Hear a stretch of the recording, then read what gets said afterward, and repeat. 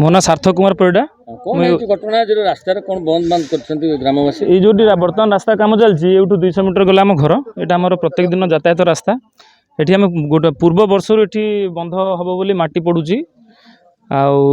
Dust कसर dust किसी आसिक पड़ा तो पड़ला भितर आम देखुँ प्रत्येक थर आम गाड़ी नहीं जाऊँ गोटे वर्ष है आम गाड़ी माने से माटी पशि जाऊँगी ना रोलर होती जदि डस्ट पड़ो से वर्षा पानी खाई जहाँ बसी जहाँ यातायात रोड से मझी लाइन गोटे बैक लाइन छाड़ देकर जब बड़ गाड़ी चली से दबिज तो से बर्तमान पिचु हाँपी पड़ूला तो मुझे लोकाल जी बर्तमान अच्छा काम कर तदारख कर एड़ा को भाइब्रेटर रोलर कर जमी पर वर्षा ना गाड़ी आम दबिव ना सी बर्तमान उत्त्यक्त होमती मैंने समस्ते मद्यपान कर बेलचा बाड़ी धरिक उठे आसिक चल पिटिक मारदमु आम कम किए अटक मुझे अरे आम कम खराब होगी आमको तुमको कहलु एटा केमती रोलर देकी करेंगे भल कम हम जमी यहाँ हूँ रेगुलर यातायात रोड पाखापाखि 5000 लोक एपटे भवानी इच्छापुर पर्यटन यही रोड बाटे देकी यातायात कर तो आम कहवाटा स्वाभाविक कहीं आम ये प्रत्येक दिन जाऊँ गोटे वर्षा पर आमर अवस्था आम देखीचु तो आमर कहवाटा गाँ लोक हिसाब से आम भावुँ आम ड्यूटी आम तो प्रकृत में जानू कौन केमी काम हवा कथा कि आम जानूँ तो कम भर से आम अभिज्ञता रखीचु जमी काम हवा कथा हम डस्ट पड़ा मेटालिंग पड़ा आज्ञा पानी दिखाई रोलर कर पिचु हम कि प्राइमर दिए कि जहाँ भी हम तो आमर कहवाटा स्वाभाविक यहाँ पूर्व वर्ष जो माटी पड़ा आम से जनईलु लिखित आकार आम त्रिपाठी सार अच्छा लिखित आकार जनईलु भेटी सी आमको प्रतिश्रुति देते मुझे जाकि तदारख करी आम बार बार फोन करा सत्वे सी आसला ना से कहले काम हवा पर्यंत अपेक्षा कर तो आम देखुचु काम हवा पर्यंत आज अपेक्षा करूँ यहाँ शेष कम पिचु पकई पड़े आउ किए देखा रही कहीं आम ही यातायात करूँ आम चाहूँ सरकारी मूल्य ये अଯଥାରେ पानी पड़ू जो कम जी जहाँ आसूसी से उचित कम लागू ये तो शशधर नायक जी अच्छा से कम तदारख कर जाचु तो तांको भी सी थे पुओ थे आम उपस्थित जनइलु कि पाखे किसी व्यक्ति आमको बेलचा पेलचा उठे गाँ लोक गुड़े रिसेंटली भी बर्तमान दबिची से जिन आम कहलु यहाँ तुम रोलर कर पानी दियो डस्ट पकई जमी काम हवा कथा से वे हो शशधर नायक मोटामोटी कहवाक गले एमानकर उद्देश्यमूलक रास्ता बंद कर कारण मुझे रास्तार लोकाल लोक हिसाब से मुझे चेष्टा कर रास्ता को जिते ठीक से हम कारण गोटे वर्ष पूर्व WM पकईकि मुझे रास्ता को रेस्ट दूसरी जे रास्ताटा टे बसीगने पिचटा टे बहुत भल हम ये पाख कंट्राक्टर भी ये आम कम कर इरिगेशन कम गोटे वर्षर WM पकईले पिच पकईले पलैले किंतु मु वेट करुँच जेहेतु कौटी दबियो कथा कर गाड़ी घोड़ा गने से हिसाब से मुझे समय देकी पिच आरंभ कनी एमानकर मुख्य उद्देश्य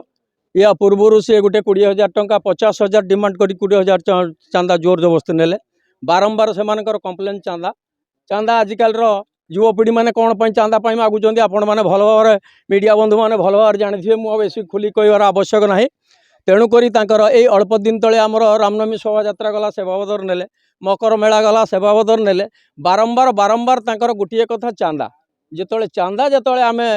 अनुष्ठान कथा कहीकि कि आम भी हिंदू लोक हिंदूर अनुष्ठान होमें से धार्मिक चिंताधारा आम जो अनुष्ठान को चांदाटा देनु ताने पर्सनाल चांदा आम दमु यहाँ आम द्वारा संभवपर नुहे और नदीबंध कथा कहले मु पूर्व भी आपण मानक कहली जे नदीबंध रास्तार रिक्स अच्छी से गोटे वर्ष समय WM पकईला गोटे बरस अपेक्षा कर कौटी कौन दबिव तापर कम करवा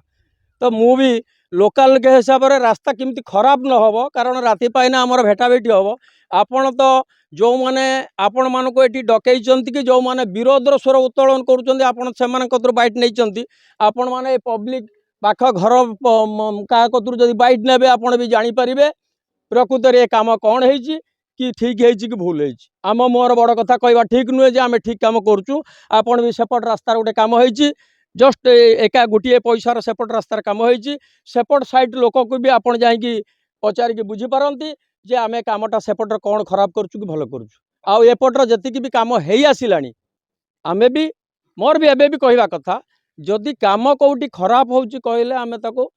काम को ଉନ୍ନତମାନର କରିବା ପାଇଁ ଚେଷ୍ଟା କରିମୁ। ଯେ କାମ ବନ୍ଦ କରିବା କଥା କହିଲେ ଆମେ ଆଉ ତ ବାଧ୍ୟ କରି କାହାକୁ କାମ କରିମୁ ନାହୁଁ।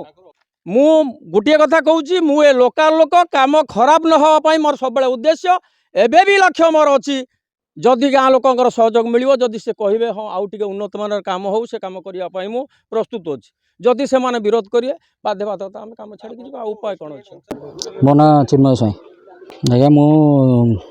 ମୋର ଏଇଠି ଘର, ମୋର ପାଖରେ ଏଇଠୁ 200 ମିଟର ଦୂର ମୋ ଘର।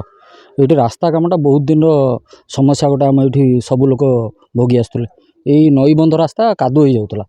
ଏବେ ଯେଉଁ କାମଟା ହେଉଛି ଏ କାମଟା ଠିକ୍ ହେଉନି। ସମସ୍ତେ ଗାଁ ଲୋକ ଅବଜେକ୍ସନ୍ କରୁଛନ୍ତି। ଯେମିତିକି ଆପଣ ଏବେ ବି ଦେଖୁଥିବେ, ସମସ୍ତେ ଏଇଠି ଯୁବପିଢ଼ି ଉପସ୍ଥିତ ଅଛନ୍ତି ଗାଁର। ଅବଜେକ୍ସନ୍ କରିବାର ଉଦ୍ଦେଶ୍ୟ ହେଲା ଏହା ଯେ କାମଟା ଠିକ୍ ପ୍ରୋସିଡ଼ିଓରରେ ହେଉନି। ତାପରେ ଦ୍ୱିତୀୟ କଥା ହେଲା,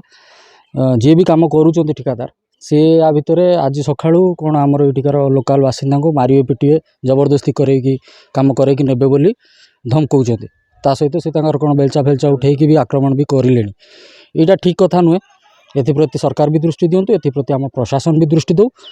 ସୁରକ୍ଷିତ ଭାବରେ କେମିତି ସୁରୁଖୁରୁରେ ଭଲ କାମଟା ହେବ, ଠିକ୍ ପ୍ରୋସିଡ଼ିଓରରେ ଯେଉଁଟା ପ୍ରୋଜେକ୍ଟରେ ଅଛି ସେମିତିଆ କାମଟେ ହେଉ। ଯେଉଁଟାକି ଏଇ ରାସ୍ତା ଉପରେ ଆଗର ଆମର 4ଟା ଗାଁ, ଲେଙ୍କାସାହି, ପରିଡ଼ାସାହି, ଭବାନୀବିନ୍ଧା, ବେନ୍ତାଳ, ପଦ୍ମପୁର, ଏସବୁ ଗାଁର ଲୋକ ଏଇ ରାସ୍ତା ଉପରେ ମୁଖ୍ୟତଃ ନିର୍ଭର କରନ୍ତି ସହରକୁ ଯିବା ପାଇଁ। ତେଣୁକରି ରାସ୍ତାଟି ଭଲ କାମ ହେଲେ ଆଗକୁ ସମସ୍ତଙ୍କ କାମରେ ଲାଗିବ।